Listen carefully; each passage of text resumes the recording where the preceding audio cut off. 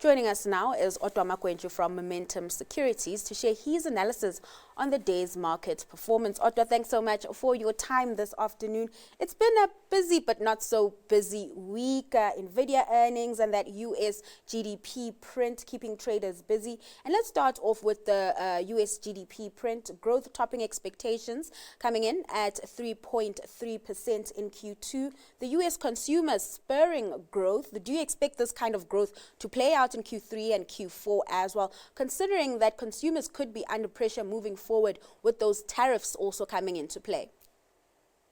Yes, I think this was a sigh of relief in terms of the American economy not falling into a recession. But as you rightfully said, the consumers are coming into play. And when it comes to the tariffs coming into play, right now the employers or the companies are taking in a bit of that hit, and we're yet to see whether or not it's going to be passed down at a later stage or even sooner. I think also what was interesting to see on that front was with investors coming back to play. Seemingly after the initial fear of tariffs coming into play, we are seeing now that the tariffs are not as exaggerated or as aggressive as first initially thought of. So now businesses are going back into investing into growth and expansion. However, there is still a bit of a hiring freeze to see what happens further. And talking about the hiring freeze, of course, that works into what the Fed could do come next month.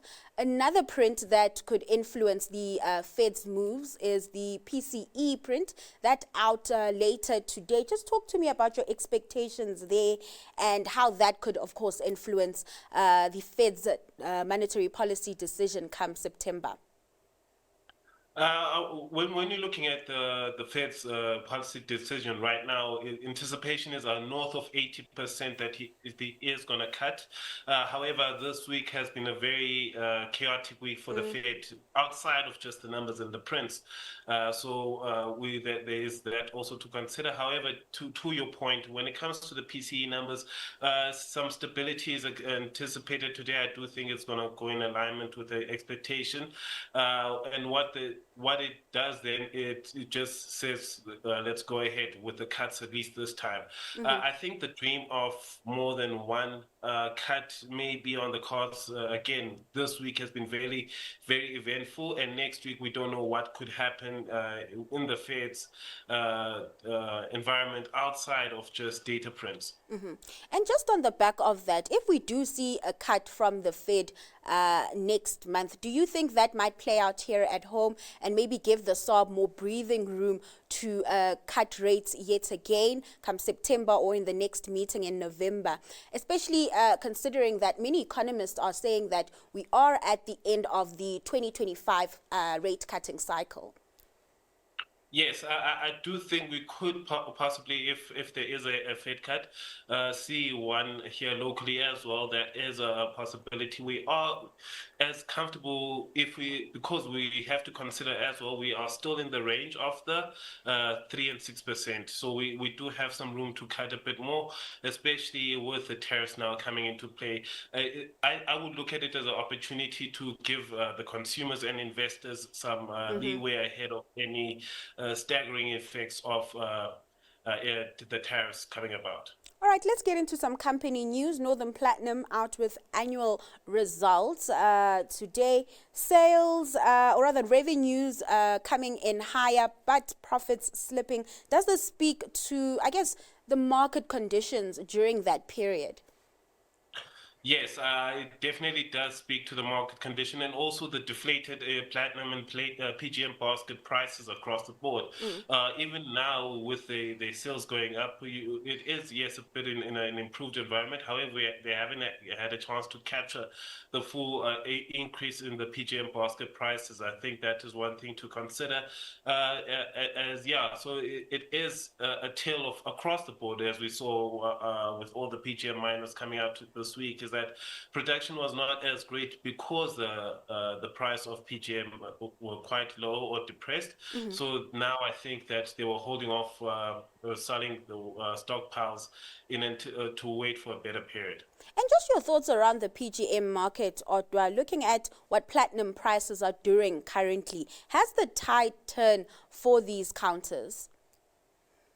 I would say that the tide is turning. It hasn't fully reached its full potential. I mean, if we look at the glory days of platinum, I mean, if you look at bank cards, platinum is above gold, and that's the anticipation we were hoping for. The cycle is starting to look towards the upside. The EV adoption is not going as much as we anticipated or would have liked, or what others would have liked. So there's still that opportunity back into the to benefit from the car manufacturing environment. So all in all, there is still a lot of potential when it comes to platinums and PGM miners. And I mean, as South Africa, we are well poised as the major exporter of it. Yeah, so I do think there is some potential. As we're looking at all the results, it's all about who can manage the costs the best. And it's also interesting to see some of the commentary out of those PGM CEOs. Just yesterday, we heard from, I think it was Impala Platinum CEO, who was quite positive about the market and the group's prospects. On the other hand, you have Northam CEO who's not so optimistic and is quite cautious. Do we then have to consider some of those demand and supply dynamics when it comes to the PGM sector?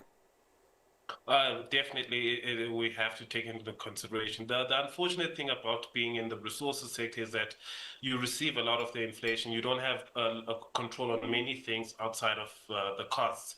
So I think with Impala, it's more on not overselling at this point in terms of the CEO. And also in recent years, another factor that's come into play has been weather. Yes. And I think that's also something to consider as well, not to oversell or have hopes high, just expectation management at this point. All right, let's move over to another sector, the logistics-like sector with Super Group. That group warning of lower to flat earnings. Your analysis on that update. I mean, we are now being introduced to a leaner and meaner company, considering that it's disposed of some of its units. Super Group is quite in a pickle at the moment. I do think, yes, to answer your question, I do anticipate a bit of a flatter reporting cycle for the next few foreseeable, let's say, months. And also, I mean, to consider as well as that the big businesses is the car logistics, and that's where there's a bit of a hindrance there. Also, not only here in South Africa and also in the United Kingdom. So there is a bit of a teething phase right there. And now, as they are making the business a bit leaner, it has given them a bit of a cash injection. If you look at the discontinued, if the anticipation of the EPS, if you add the discontinued operations into it, they did manage to get some cash injection in through that. Yeah. So I do think that the two things play well in hand with each other, that we anticipate a longer periods of this subdued level of revenue growth, in my opinion. And then also with that, you've also now got a nice cash injection to be able to survive and coast through this period. And I guess markets really holding onto that cash injection. I was looking at the chart a moment ago, that share price up 4.6%. Let's take a look at ACI. They're making headway when it comes to restructuring the business, of course, concluding the disposal of Shrim USA and receiving $40 million for that deal. What have you made of the move? We can even speak broadly about the strategic shift that's ongoing there. Yes. Again, if you go, let's say about 5 years back, businesses were more focusing on diversifying their earnings in terms of trying to get revenue from all different places across the world. And now we're seeing to have taken a turn. And this is, I call it the post-COVID flu or enactment. Everyone now is just optimizing all holdings and cutting over any fat that is there. So I do think that this is going to be great for the business in terms of positioning themselves. And again, right now is a heightened level of uncertainty in the market, and you don't want to. It's not a period where you can hold on to too much to too many things that aren't profitable. All right, before I let you go, let's get your stock pick. Where are you seeing opportunity at the moment?